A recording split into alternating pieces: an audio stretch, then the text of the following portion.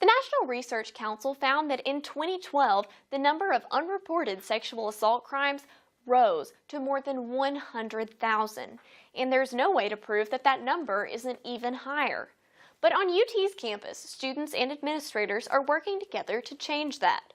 The number of reported sexual assault crimes on UT's campus went up in 2014, and they say that's not necessarily a bad thing.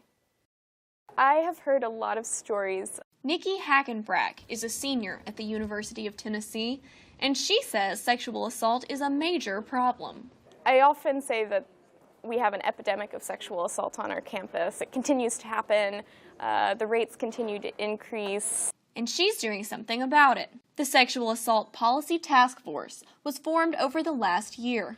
It's composed of students, faculty, and staff. In August, the task force replaced the current sexual assault policy with a new interim policy. It's good now to see that students understand that the university really is looking out for them and that there are resources here that are willing to help them and get them the help that they need. UT Police Chief Troy Lane says the number of reported incidents rose from 8 at this time in 2013 to 11 now. The more we publicize this, the more we educate people, the more we start to announce these things, we're likely to see more people report.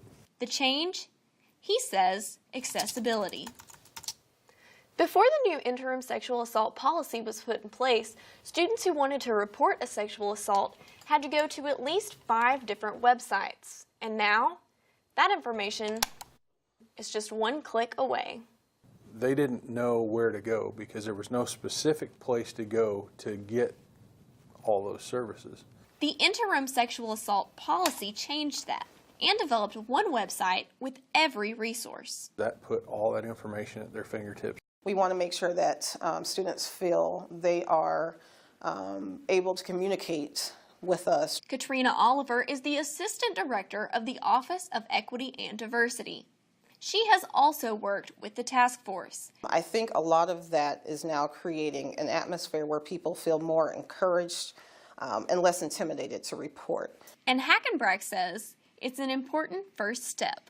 Having this accessible policy, we're allowing students to take control of what they know and to educate themselves about what our community standards are here at UT.